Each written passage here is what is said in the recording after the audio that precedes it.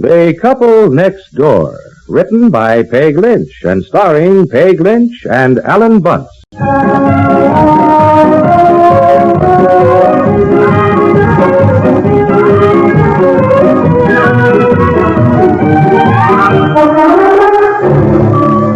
Good morning, dear. Oh. Wake up. Look outside, dear. Look. Imagine no snow at all when we went to bed, and now look at it all. Isn't it lovely? Oh, yeah, just lovely. I gotta get out there and shovel the driveway before I get the car out. Come on, now get up. I made a surprise for you for breakfast. Those rolled egg pancakes you like with brown sugar inside. Oh, hey.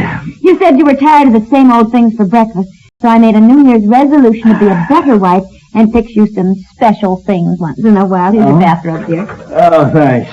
Now, look, darling, have I ever complained that you weren't a good wife? Well, no, dear. Come here. Good morning, darling. Good morning. Give me a kiss.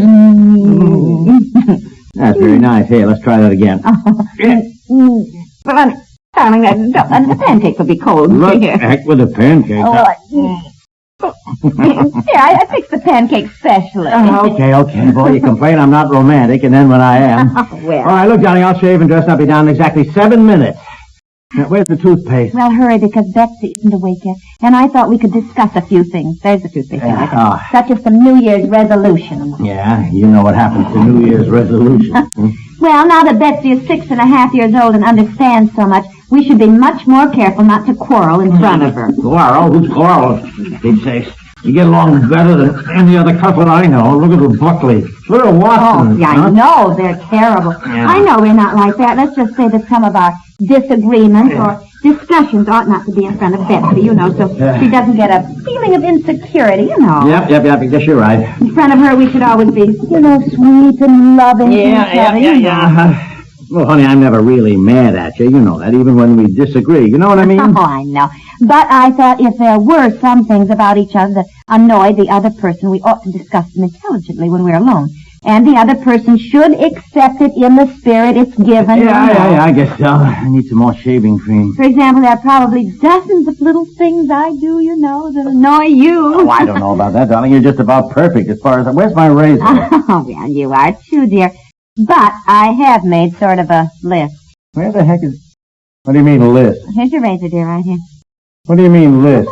Resolutions for us, dear. Now, we'll discuss it at breakfast. Now, hurry down, sweetheart.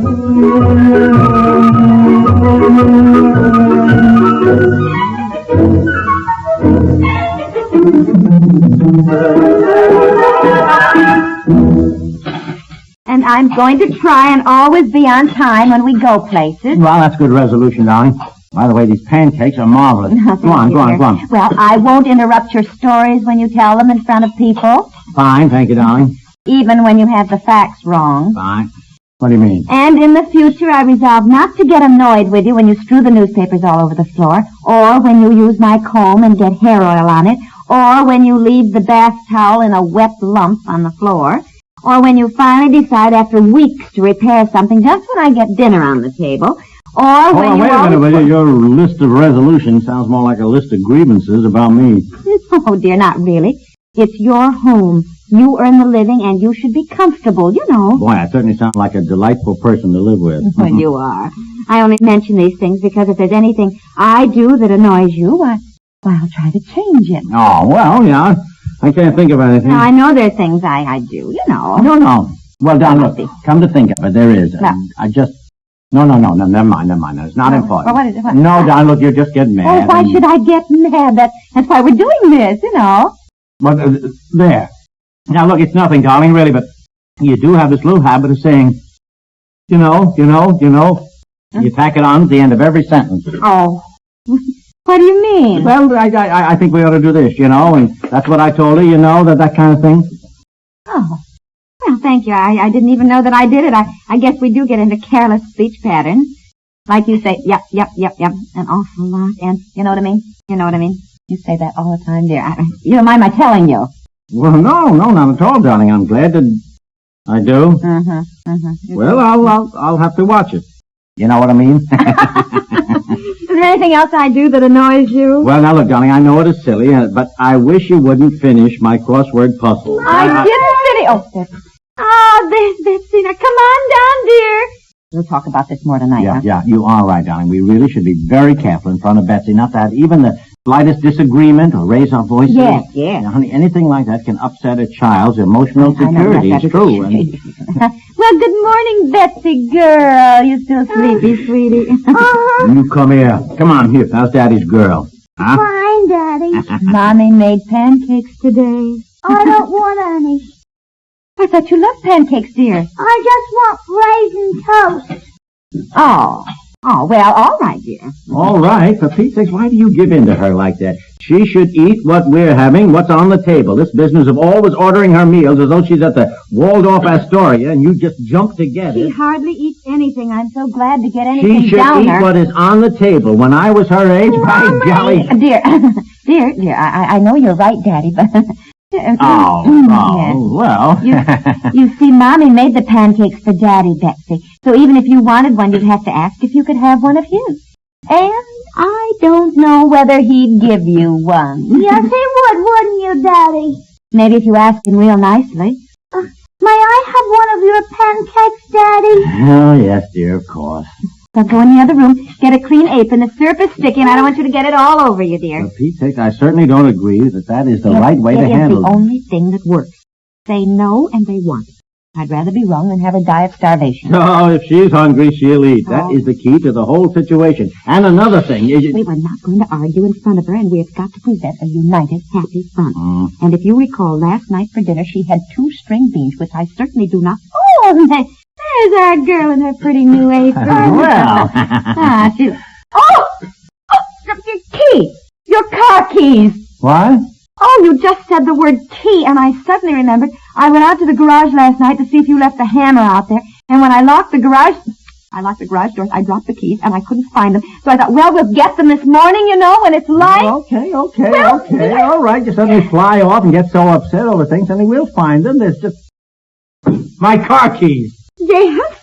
For Pete's sake, they're under 4 feet of snow. I know, that's what Why did you take my car keys? I lost mine. Oh, not again. I've said many times we ought to have more than 2 sets of car keys. 2 sets? We ought to have 52 sets. At least once a week you lose your keys. Now I gotta shovel the front walk, the driveway, and look in the snow for the darn keys before I can even get the car out. Oh, where's my other overshoe? Daddy said darn. You eat your breakfast. Why didn't you look for the keys last night? I couldn't find the flashlight. There's your overshoe. And Yeah. you were taking a bath when I came in. I didn't think you'd want to get dressed and go out and look for them. And I didn't know it was going to snow. I got an early appointment at the office, and I'm sorry. you lose the keys, you lose the flashlight. If you would put things back after you get The through with flashlight is down on your workbench, Daddy. You had it yesterday. You eat your breakfast. I love you, Mommy. Thank you, dear. Daddy loves me, too. He's just joking. He's not really mad, are you, Daddy?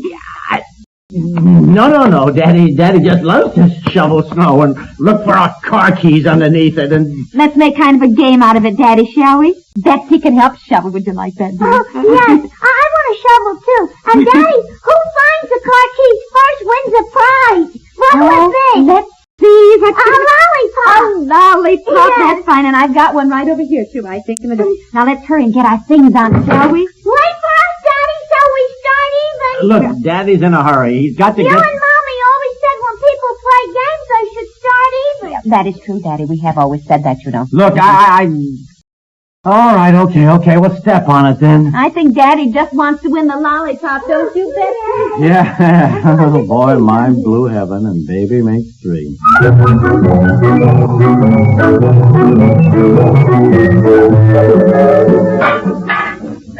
I don't know. Where do you think you dropped them? I told you I was standing right there, and the keys just flew out of my hand. Did you find them? No, dear, not yet. If you do find the keys, why don't you kind of toss them back in the snow over near Betsy, you know, so she's the one who finds them, Listen, you know. if I find the car keys, I'm not going to toss them back in the snow. I'll Well, I tell you just that. thought, you know, she likes to win, dear, and she's little. Now, look, than me. everybody can't win. She's got to learn to be a good sport about things.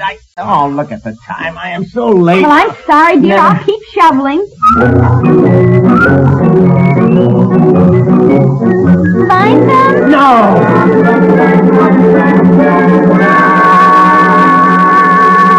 No use, dear. We'll have to wait until the snow melts. No. Wait a minute. What? Wait a minute, here they are, yeah, I got them. Oh, you Oh, Wonderful. Daddy found the keys, Betsy. Oh, well, look, I'm sorry. I was cross. You know, you get excited, and I was late. Dear. What? These are not my car keys. But they must be, dear. Oh, I know it happens. Oh, that's right, of course, I know. I remember looking for your car keys, and I couldn't find them. And then I remembered this bunch of house keys, which also has a garage key. Then where in Sam Hill are my car keys? Oh, I don't know. I suppose they're in your pocket. Why don't you look, dear? Did Daddy find the keys? Well, yes, he found the ones that were lost, dear, so he wins. Here they are, right in my coat pocket. You should have looked. You mean Daddy gets the lollipop? Yes, Daddy won. Here's the lollipop, Daddy. Take it. I don't want any lollipop. Oh, golly, all the time I spent sifting that snow and I looking. want it. No, Daddy found the key, so he wins the lollipop. Oh, let her have it. Let her have it. You're the one who just said she had to learn to be a good sport. Oh, I don't know. Look, I've got to get the car I out. shovel and shovel and shovel. We all shoveled. That was the game. I don't care. It isn't fair. Daddy had a bigger shovel. Daddy won the lollipop. Oh, look, Now just march right in the house and go up to your room. Go on. No, March I right. hate you. I'm not going to live with you anymore. All right, you pack your suitcase. We don't want anybody living with us who isn't a good sport. Well, now, why are you just standing there? Don't the garage doors open? she hates it. Oh, all children say that when they don't get their own way. This may be one of her most vivid memories when she grows up, that her father took a lollipop away from her. Oh, and go to work. I'm going in to see if she took off her overshoes before she traipsed upstairs. Where's the car? The what? The car, where's the car? You took it to Bailey's garage Saturday to have it checked. Didn't you pick it up? No, I forgot. How dumb can you get? Well, anyhow, honey, we got the driveway shovel. Oh, poor Betsy, I don't think she's got a chance of growing up to be normal with two parents like us. Well, come on, I gotta go and call a taxi. It's so late now that Look, you call a taxi, will you, honey? I'll just run upstairs and then see if, And see if what? Well, just see if Betsy's all right, and say goodbye, you know what I mean. I do indeed, and don't you dare give her that lollipop. Oh, God, certainly not. I wouldn't think of such a thing. Oh, I'll bet not. Don't give in. That's the whole point of this. Oh, Father, what's the use?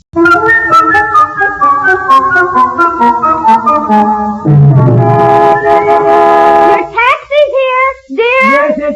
I'm coming. Did you give her that lollipop? No, I did not. And tell her not to tell Mommy? No, I did not. I know better than that, for Pete's sake. I was very nice, but I gave her a little lecture on being a good sport, and she listened, and she understood, and we parted very good friends. So she doesn't hate you. Oh, I wasn't worried about that, really. dear. Oh, where's my hat? Her hat's right there. Well, I'm glad we taught her a lesson. Yeah, well, goodbye, darling. Goodbye. Mm-hmm. Oh, look, I'll pick you up about 6 o'clock. I'm taking you both out to dinner tonight, so dress up. Taking us out to dinner? How come? Well, look, she likes to dress up in her party dress, and, well, they give free lollipops to the kids at the Red Barn Inn. Well, how did she swing the deal? Whenever I suggest eating out... Goodbye, darling, bye. I'm going to stop worrying about my daughter and take a few lessons from her. Goodbye, darling. Goodbye.